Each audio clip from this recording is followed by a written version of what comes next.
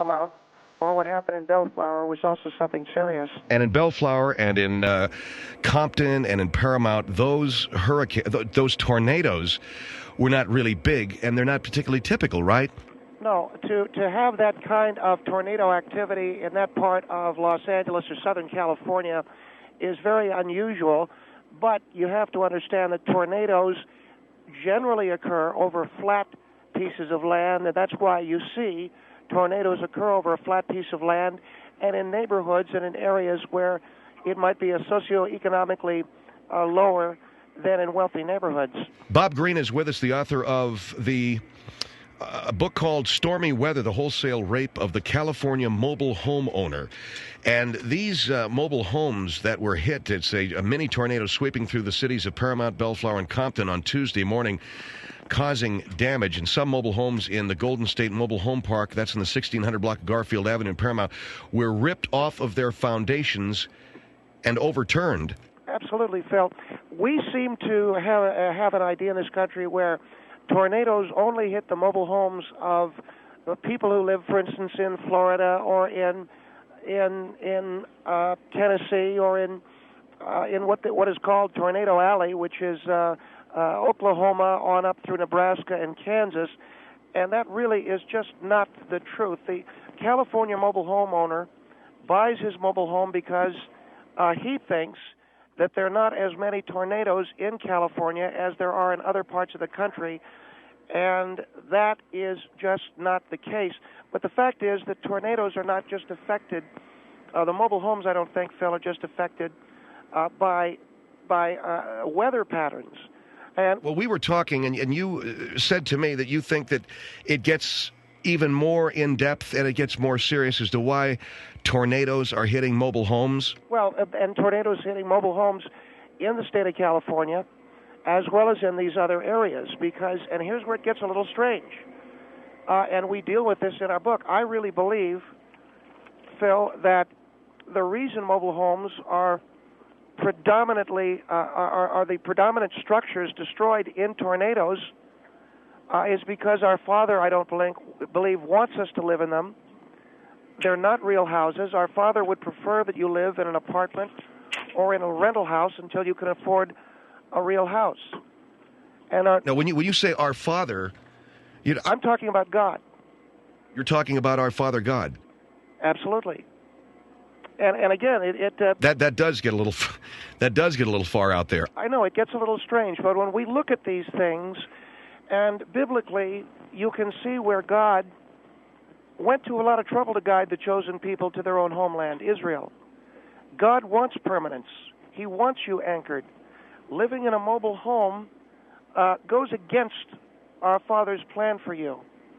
And to live in a mobile home is to allow yourself to be truly economically sodomized, you're literally taking it up, if you want, Phil, the old dirt road of economic viability. Over and over you're taking it up there, again and again, without lubricant.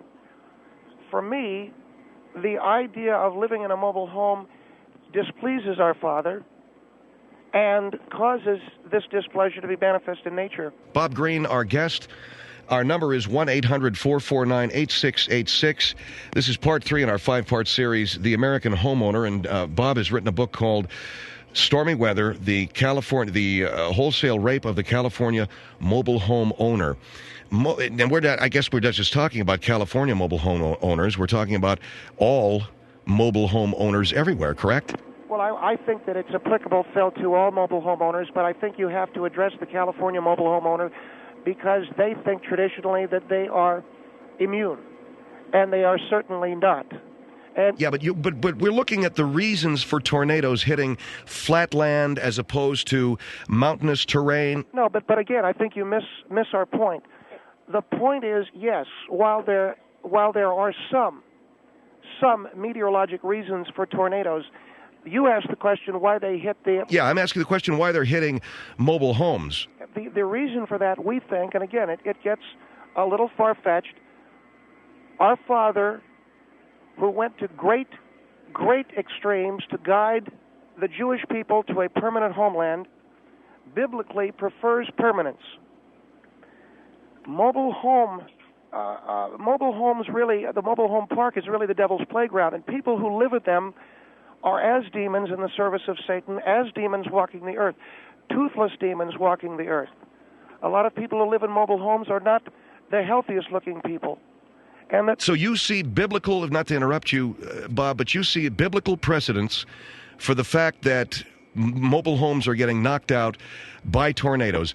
God doesn't like mobile homes. It is not that God does not wish us to live in that impermanence, and I think that there is... Are you, let me ask you this question. Are you what one would call a religious nut? No, I am not, Phil. What I try to do is find some answers, meteorological weathers, not only in science, but also in spiritual text, in biblical text. I try to find answers for the weather in the Bible.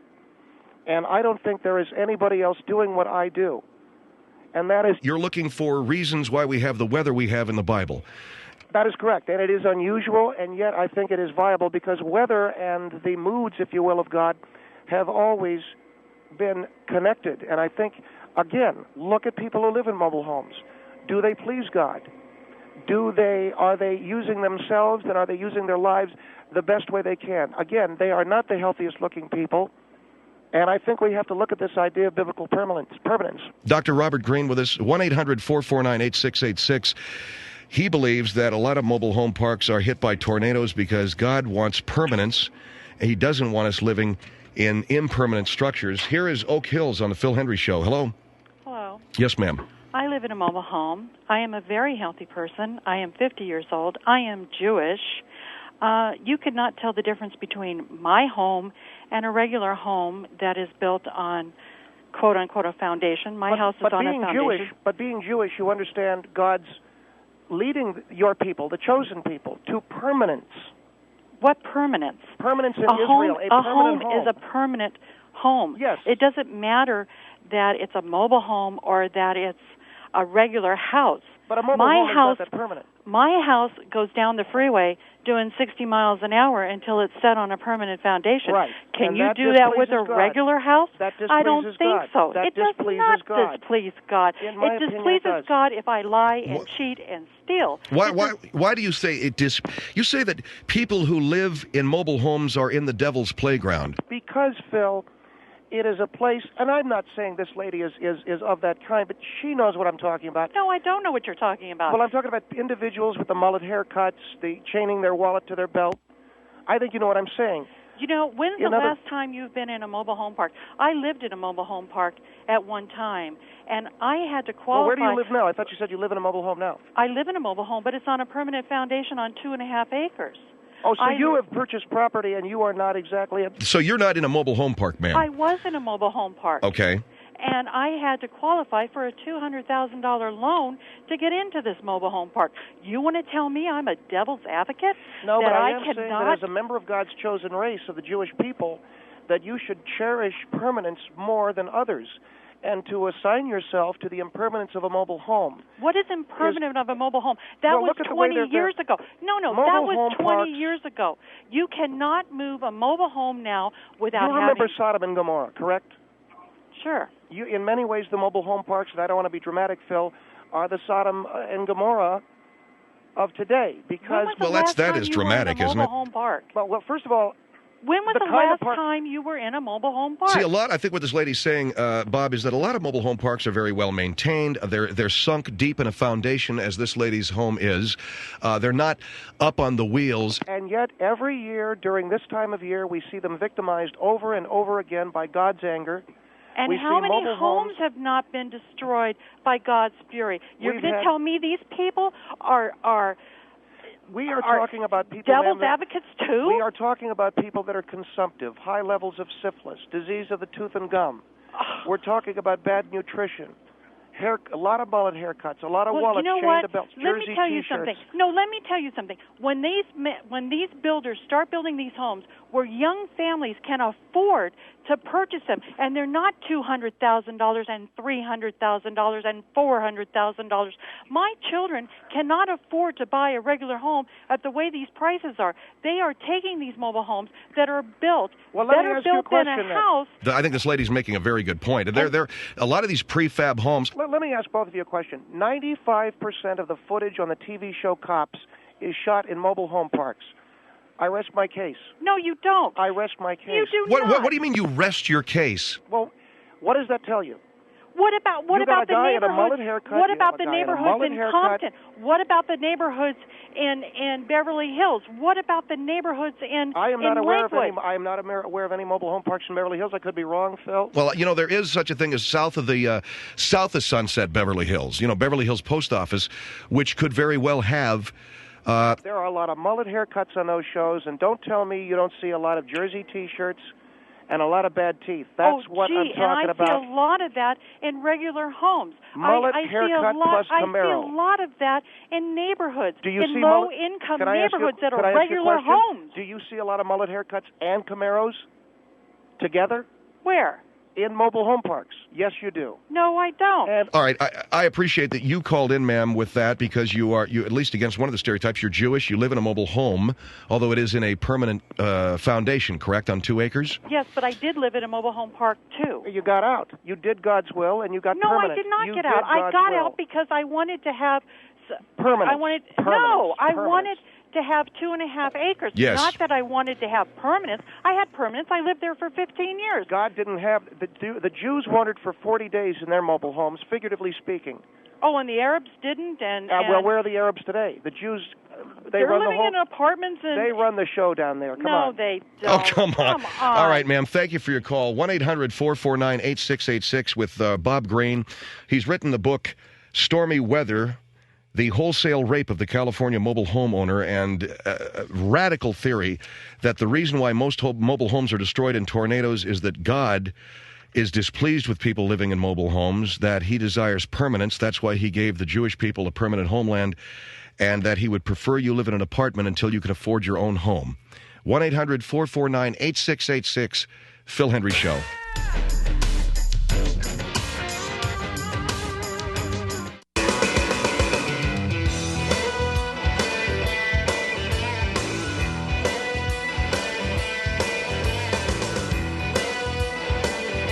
Happens to me, I'm gone with the wind.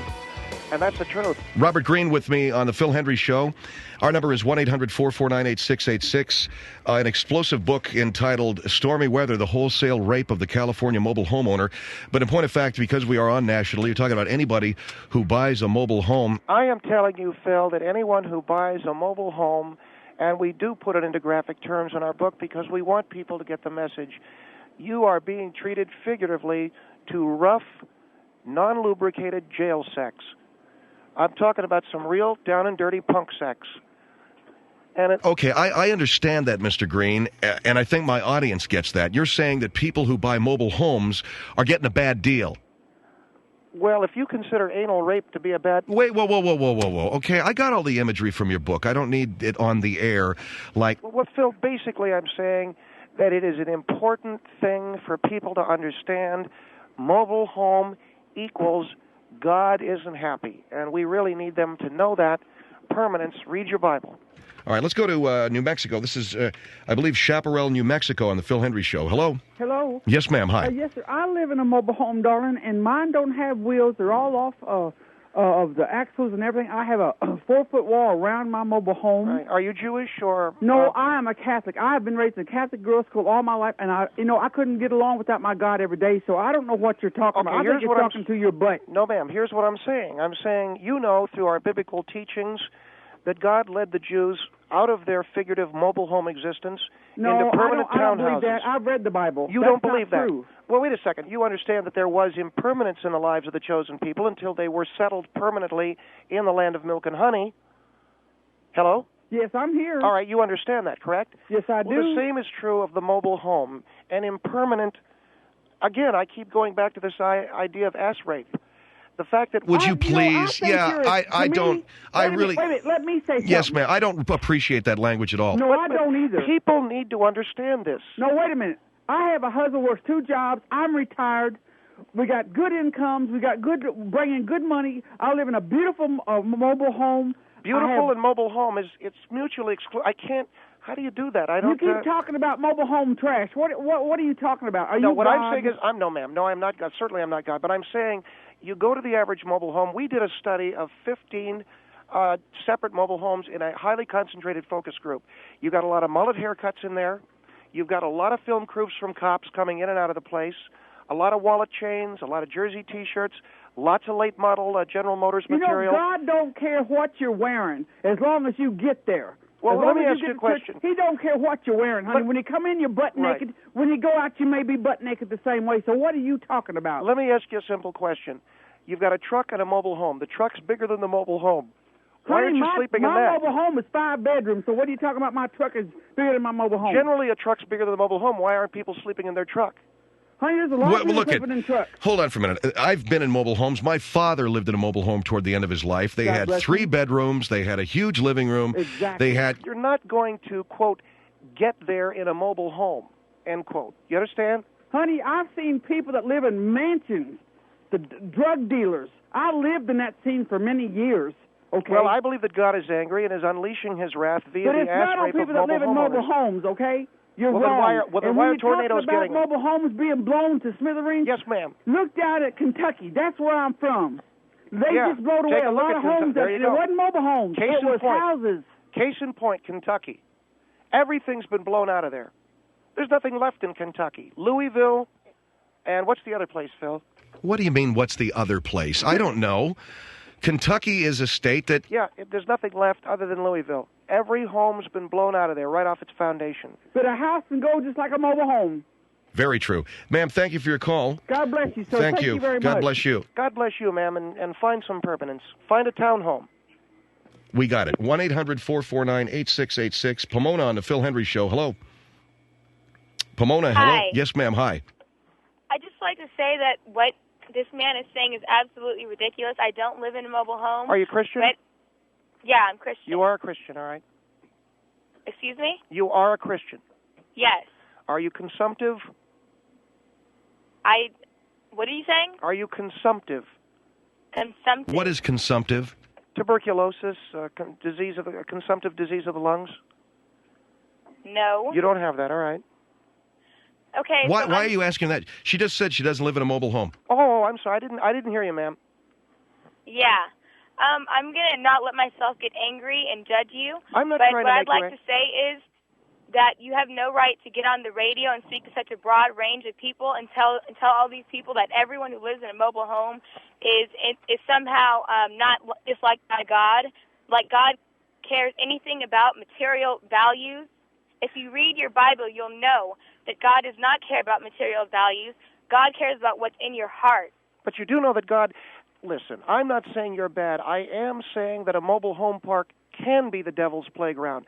When you think of legions... and I completely disagree. When you think because of you do not know, I don't care how many people you survey, you don't know the individual heart in the relationship with God that every person in there has. Okay, let me and ask you how dare you come and speak to all these people and tell them that they're in... Did you see The Exorcist? Did you see The Exorcist? Yeah. Okay, Linda Blair in that film had a mullet haircut. Wait, whoa. Okay, that's a movie, okay? Saying that if you wear a chained wallet or a mullet haircut, some sort of haircut, then that means that you're condemned to hell, or no? I'm saying that when you go to the mobile home park, you see the Camaro, you see the late model General Motors, and I'm saying that that's an indication of a consumptive kind of life. And you know what? Really? I think you're talking gobbledygook. Number one, Linda Blair in the movie, the character, whether she had a mullet haircut or not, lived in a beautiful house in Georgetown, okay? Mobile homeowners are a lot like gypsies, Phil. They both travel. They both, and forgive me, ma'am, they both smell. They both smell. You're terribly They both mistaken. are not going to see our Father when they die. You're terribly mistaken, and I just pray for the day that you have some clarity in your life. I have clarity, ma'am. I'll pray clear for you. into. I'll pray for you. I'm looking straight at a mullet haircut, and I don't like what I like. And one of these days you'll see it. Thank you. Phil Hendrie, thank you, ma'am. Phil Hendrie Show, 1-800-449-8686. And you won't find me within a mile of the place. Okay, Phil Hendrie Show at 1-800-449-8686.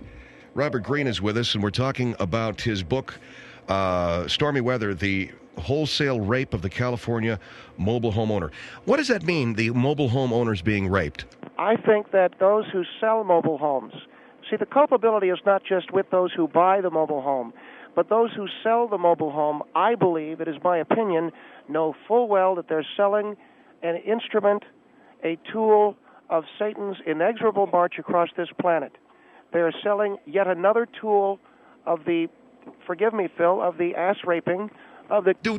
Can we get off of that metaphor, if you don't mind, okay? Well, I just believe that those who sell mobile homes know that they are delivering to people something that can be terribly dangerous and can eventually lead to the loss of something far more important, Phil, than the loss of life, the loss of everlasting soul. And it is your belief that God doesn't want us living in a mobile home because there's no permanence. You keep bringing up the fact that mullet haircuts... The mullet haircut is one of the indicators. The late model General Motors, yes, all of those things. I haven't been to one mobile home park that has not had at least one wallet chained to a belt. Not one. Think about that. Now, I happen to know your engineer, Craig Taylor, and I met him earlier. He chains his wallet to his belt. And I'm not sure where he lives. Craig lives up the street. He doesn't live in a mobile home. Do you, Craig? They don't even have mobile homes around here. Well, knock wood, thank Jesus for that, because there's a lot of danger out there, Phil. All right, 1-800-449-8686. Zephyr Hills on the Phil Hendrie Show. Hello? Hi. Yes, ma'am. I just kind of want to make a comment. What about these people that live in Zephyr Hills, Florida, like I do, that go back and forth from here to up north, that are very, very, very strict followers of the Jewish religion, but they live in mobile home parks also? Well, then you're not a very strict follower of the Jewish religion, are you? I am not Jewish, but I do know of very people that are very strict about all of this. Well, then you're not a very strict Christian, are you? Because, again, we have a lesson of it doesn't matter what I am. Frankly, I'm a Catholic. Well, I spoke to a Catholic.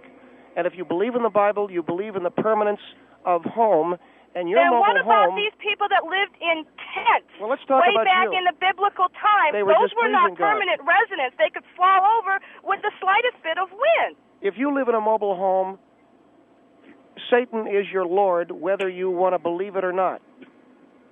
You can't say that because Satan you've never been in a situation. You've never had to live like people have had to live. Why do you live in a mobile home? You sound does intelligent. It matter? You sound intelligent. You sound like you could go out, you could pick yourself up off of the couch long enough to go and buy a townhouse or a condominium. Actually, I do live in a house. Oh, whether that house is a mobile home or a cement block house, well, you don't it really doesn't matter. You live in a mobile home, but you brought up saying that all these cop shows come out of trailer parks. You lied to me. Excuse me, most of the people that I watch come out of apartment complexes. Well, I'm afraid you're wrong. And I never said anything about talk shows. I know, I'm right. What kind of car do you drive? What kind of car do you drive? I drive a 97 Dodge truck. A truck? Well, there's a shock. That's right. Yeah. And it's probably bigger than the house you live in. No, it's not. It's actually smaller than the house I live in. Why don't you sleep in the cab of that truck? No, I don't. Well, you should. I think you have the inability to think about somebody else, and I think you are the one living in a car or on the corner of the street. There is a decision. Do you like living among pit bulls with chains around their necks, or is that just something that you had to do? I don't have any pit bulls in my neighborhood. Yeah, but, I see. You know everybody's business. I don't have any of that kind of stuff in my neighborhood. I live on an acre worth of property. I think you're lying. Come down and find out.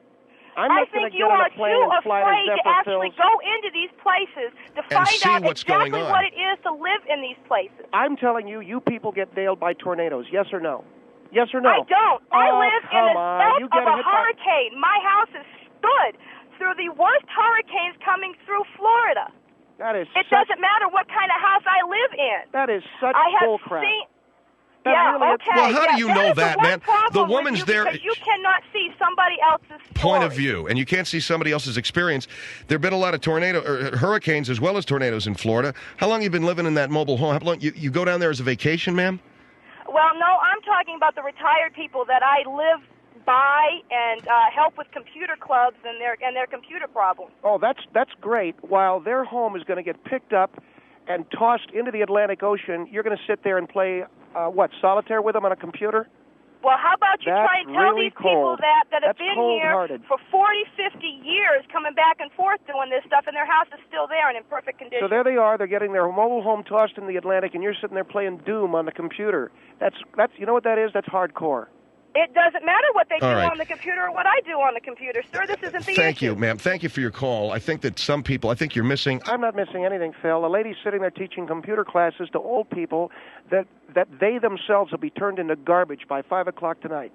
A pile of wood, a stack of garbage, an old lady, it's all going into the same dumpster because she's sitting there playing Minesweep. All right, let me go to High Springs on the Phil Hendrie Show. Hello. Hey, Phil, how you doing? I live in a site-built home. However, I have rented for 10 years. What's that mean, site-built? Site-built, conventional home. All right. Okay? And I have rented a mobile home, a single-wide mobile home, because that's all I could afford as a young married. And you've never felt God's been displeased with you? Let me talk, okay? No, I just was asking. You've never felt God's displeasure? No. I'm a Christian. I'm a deacon in my church. Yes, sir. And I called to say that my parents-in-law, my wife's parents, who are 80 and 81, we moved them down from Kentucky, which you say is devastated, which of course you're wrong there, no, but nonetheless, it's in Hurricane Alley, is what I'm saying. They bought a brand new double-wide manufactured home. Now you're saying tin can mobile home. Get is ready comparable. to start digging them out of rubble.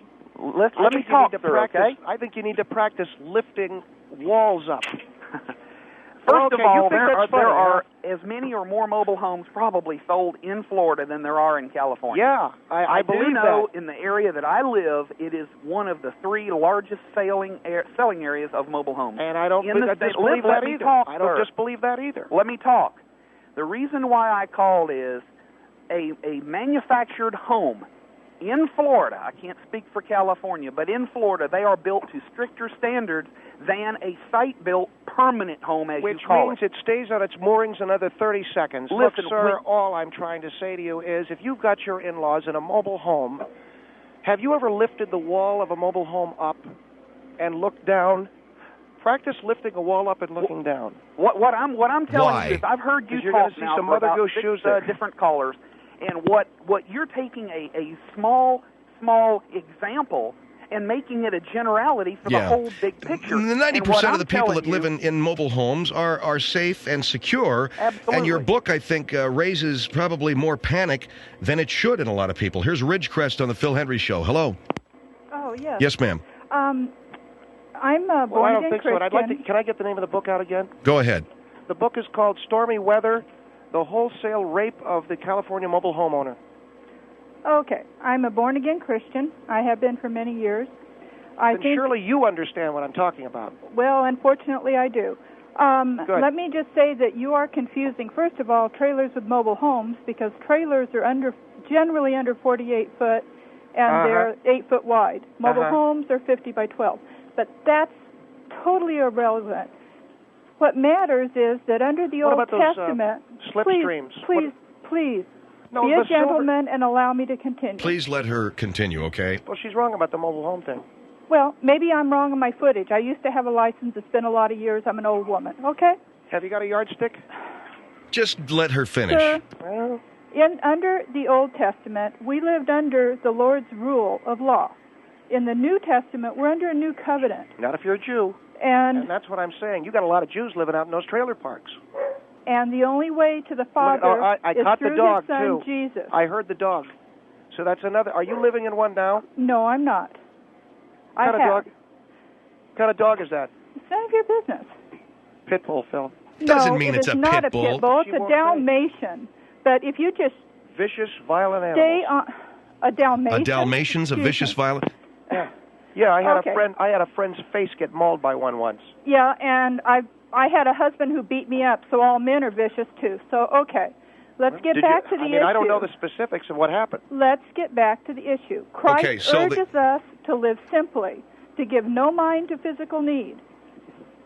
And before you try to remove the splinter from another's eye, you need to remove the log in your Man, own. you've got a lot of senior citizens that don't have a lot of time left to repent. Better to get them out of a mobile home than to sit them down and repent. Dear, Get them out of the mobile we home. do God not will need automatically to repent forgive for them. being in a mobile home. And I'd like to know So you what did is your live in a mobile basis of home park religious if your training? if your husband beat you, then you lived in a mobile home park, didn't you? No, I didn't. You I lied. lived in a very nice, expensive 3-bedroom home. But you said your husband beat you. Of course he did. He was okay. an ass. You lived in a mobile home park. No, I didn't. Some women get beaten even if they don't live in a mobile home park. Were you on cops? Yes What or no? was- Were you on cops? Oh, yes or please. No, I've never been arrested. I've only had no? 2 Was the traffic husband on tickets in my cops? life. Was the husband on cops? No. With the mullet haircut? Let's get Any back kind to of- this. Will you What is forget the that? basis of your religious training? The basis of my religious training is that I had an epiphany. I was in Indio, California, at one of the Indian gaming establishments. I was driving a white Camaro. I had a mullet haircut, and I had my belt, my wallet chained to my belt. Listen to that dog. Oh, boy, if that isn't a Rottweiler, then I'm a gone mother. Is that a Rottweiler? One of them is. I had an epiphany in a gaming casino there in Indio. And why were you in a gaming casino? Because I was of sin, ma'am, and I was living the We're devil's all life. in sin. The I went only home way to we my are mobile out home. of sin is by the blood It was of the blown Lord. off its foundation by the crank lab that I had in the back. Well, you should. Okay, you had a crank lab. It had nothing to do with the tornado. A crank lab, a tornado, what difference does it make? And I What was wearing matter a white does beater it- T-shirt. And the stuff I was making, I sold to some bikers out in Palm Desert. They beat the crap out of me. So I'm making bad crank in my I'm mobile beginning home. to agree with blew them. off the... What a freaking moron. Thank you, ma'am. Thank God you. bless. God bless you, ma'am. Thank you. God bless you, too. Bad meth in his crank lab in his mobile home. It was blown off of its moorings. Had to have been a tornado. I mean, I am telling you, But God brought that wrath upon me. And yeah, but it wasn't a tornado, was it? well, you got just as many crank labs as you do tornadoes in mobile home parks. All right, thanks a lot for your call or for your guest hosting or whatever the hell it was that you did. Phil Hendrie Show, 1-800-449-8686.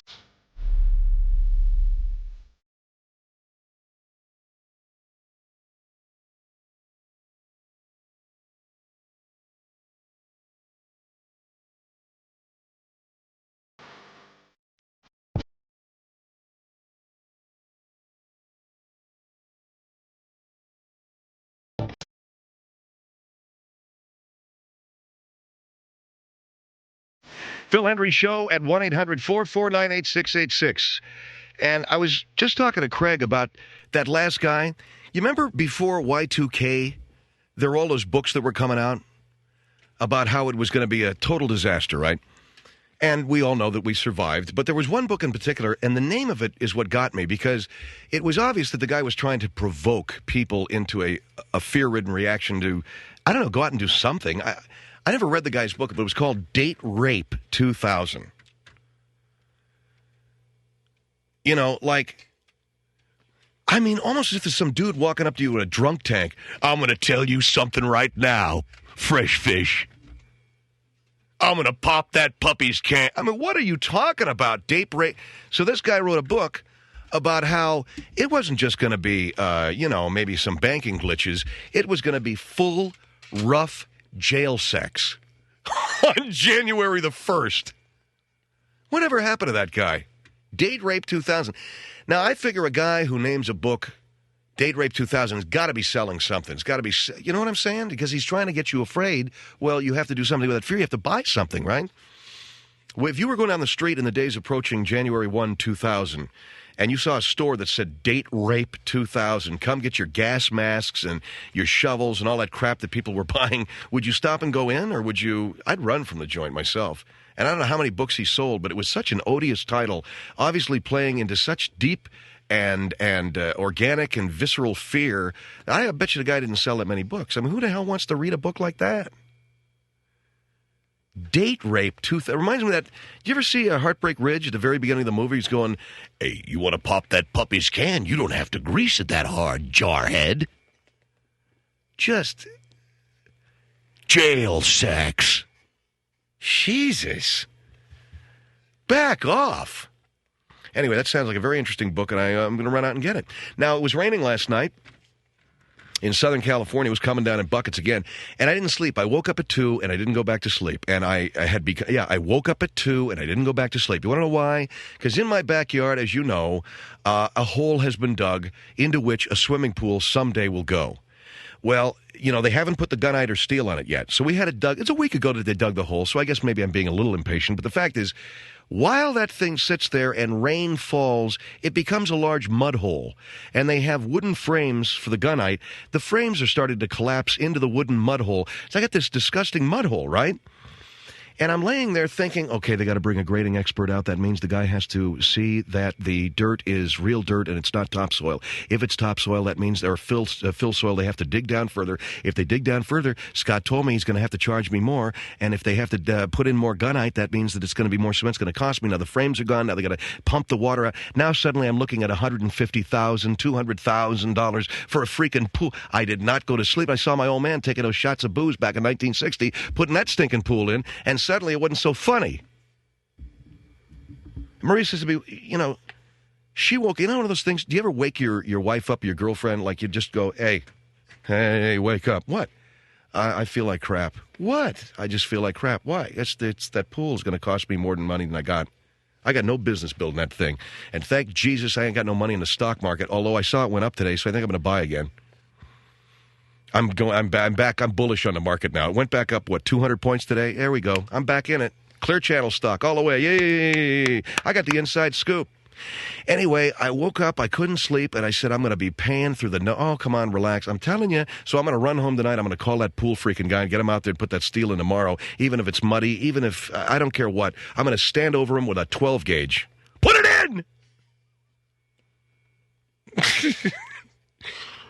in! So when are we getting the TV in the studio? I asked for that. Craig, when we first came here to the wonderful building of the Premier Radio Network, I'll never forget, it was terrific when we first entered the building. That was in January. Remember that? The bloom is off the rose, baby. We ask for something now, it takes weeks before anybody even acknowledges us in the hallway. They're going by Craig with, oh yeah, hi, how you doing? With the hand over the eyes. Remember that? When we first moved in, we'd say, can we get a chair? You got a chair. Oh, that's great. A cart rack? You got a cart rack. Well, we like a little furniture for the office. Oh, sure. And a head man, my dear buddy Craig, he comes by and says, you guys got a table and a chair? I'm going to get you a sofa in there and a chair. Oh, thank you, Craig. Okay. I ain't heard hide nor hair of these cats since, man. There ain't nobody. I mean, you'd think this was a haunted house, this joint. And I said to Craig, he said, where's the TV? He said, I don't know where it is. I said, I thought you told me, because he told me a week after we moved in here, he says, I thought you said that everybody was doing what you... Yeah, they used to. Yeah, for about a week, they did everything we wanted. Now, there's nothing. I can't get a TV set. I can't get a cup of coffee. I can't even get in here half the time. Boy, you really know when the bloom's off the rose, don't you? Well, it's been fun. It's good. It was nice while it lasted. Now we're just another show here. We're like Mike Reagan. I'm joking around, Mike. We're just another piece of crap show around here, like the Dr. Laura show. Just another, I'm joking around. Come on, don't call her, please. Please, if a rabbi's listening, it's a joke. We can't get a roll of freaking tape, man. Not even to tie each other's hands and mouths and, do that. Not even to play those games.